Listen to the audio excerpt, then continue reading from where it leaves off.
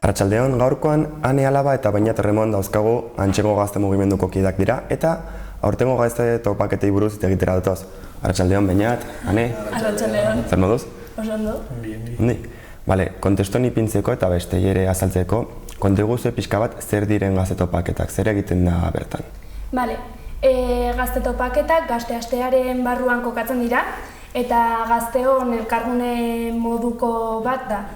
Denbora luzez egiten ditugu eta pixka bat gure arteko harremanak sustatzea da helburu orokorra.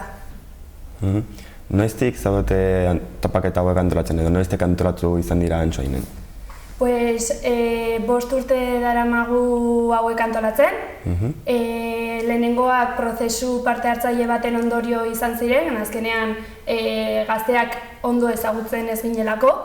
Eta horren ondorioz lehenengo topaketak sortu ziren pixka bat helburuarekin nondik gatozen, non gaude eta noragoaz eztabaidatzeko. Betidanik inflexio puntua izan dira gazte mugimendurako. Horien ostean proiektu berriak sortzeko eta aurrengo kurtsoari begira freskotasun batekin iristeko edo.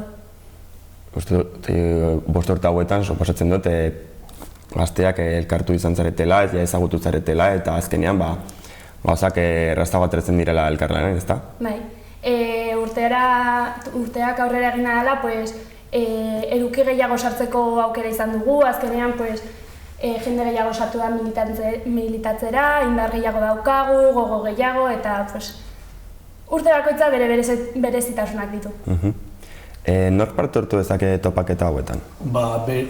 Antsoainen bizitza egiten duen gazte edozein gazterentzat badude bideratuta eta hola izaten da normaletan. Eta beste auzo edo herrietako jendeak parte hartu dezake, nahi baldin badu? Parte hartu dezake, bai, ez da normalena, baina bai, interesa baldin badute edozein hitzaldi, tailer edo dena delakotan, ez dago arazorik. Ja, ekintza eta tailer buruz, zer nolako ekintzak, tailerra prestatu dituzute aurtengo topaketera? Aurten badaude planteatutak hainbat ekintza eta aurten bagaude banatuta gaika. Eta gai bakoitza landuko da Antsoaingo plaza ezberdinetan. Bat izango da ikasleen gunea, aurten izan da lehenengo urtea ikasle mugimendua sortu dela Iñaki Ochoa Diolza Institutuan, beraz nahiko garrantzi handia izango dute aurten. Beste alde batetik gazte prekarioak gunea izango dugu, zeinetan gazteak sufritzen dugun prekarietatea landuko dugun. Bestalde, bizitzak erdigunean gunea, zeinetan landuko ditugun feminismoa, LGTB eta antiespezismoa.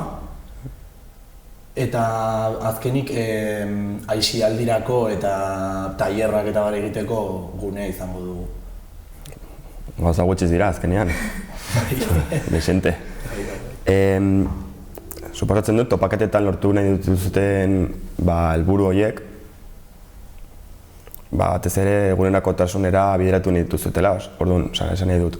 Ikasten duzuten gauza guzti horiek eta gazteek ikasten dituzten gauza guzti horiek, ahalik eta gehien erabiltzea nahi duzute, ezta? Bai, hori da. Azkenean, gero egunerokotasunerako bideratuta izango ditugun erramientak eta hor saiatzen gara lantzen, formazio hori izaten eta gero egunerokotasunean txertatzea gure gazte mugimenduaren egunerokotasunean.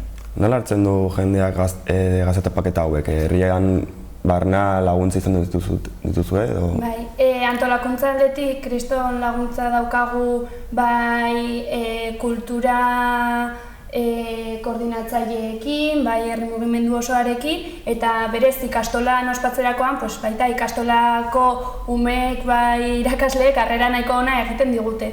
Gainera hori, aurtengo irudia izango da Mariziriki, dela Antsoaingo ikastolako erraldoietako bat, orduan herritik egon garenez Marizirikirekin dantzatzen, bideoak grabatzen, badirudi harrera oso ona izango dutela eta momentuz super kontent. Oso ondo.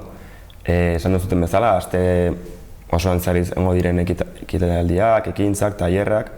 Gero, Antxengo gaztegunarekin lotuko duzue, astego guzti hori? Bai, 24 astelenean hasten dira, 27an bukatzen dira, 28an arrotasunaren eguna baita, eta Antsoainen baita gazte mugimenduaren barruan LGBT kolektiboa dugunez, haiek antolatu dute egun osoa, eta 29an, aipatu bezala, gazte egunarekin bukatuko dute kaldereteak. Beti bezala, ikasitako guztia eta egindako harreman guztia hor plasmatzen da, azkenean giro super ona antolatzen da, jende helduagoa baita dator, eta guztion artean antolatzen dugun gauza bat da, azkenean asamblea irekiaz antolatzen dugu, topaketak agian pixka bat gehiago gazte mugimenduan gazte mugimenduak antolatzen ditu, baina horiek ja hasten zara, harremanak egiten, eta... Azte potentea, nolare? A tope. Bai. Topaketak pasa eta gero, zer beste proiektu daukazote prestatuta Antsoainen? Esaten nuen bezala, egunerokotasunean gutxoko gorrin herrigunean gaude. Hori proiektu potente bat da. Eta gero baita, gazte mugimenduaren barnean proiektu ezberdinak ditugu. Adibidez, talde feminista, bai puntualtasunez, martxoak 8 eta baina baita ere beste proiektu batzu ditugu eskola feminista bezala. Eta berez gure helburuetako bat ere gazte mugimendu bezala bada lantalde bakoitzak bere proiektuak izatea eta alternatibak izatea sistema honen aurrean.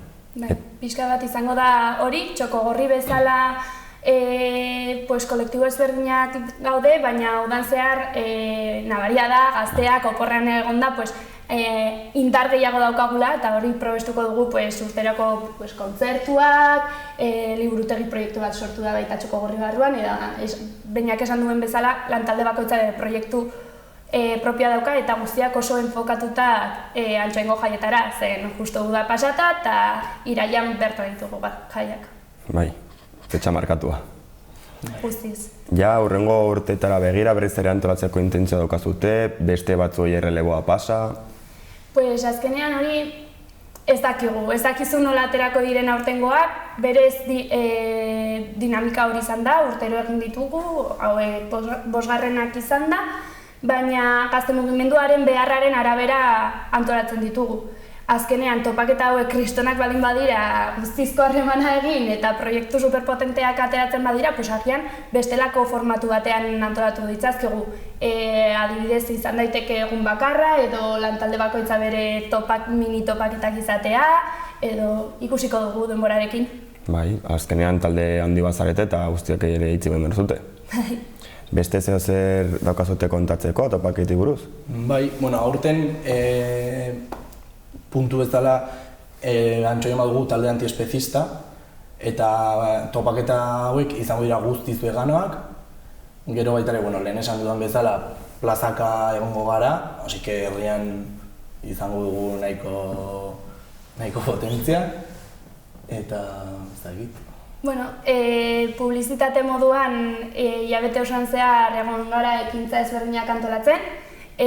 Justo atzo atera zen ekintza feminista, datorren astea ekintza antiespezista izango dugu, eta herritik mugimendua jada dago, eta superkontent momentuz bai.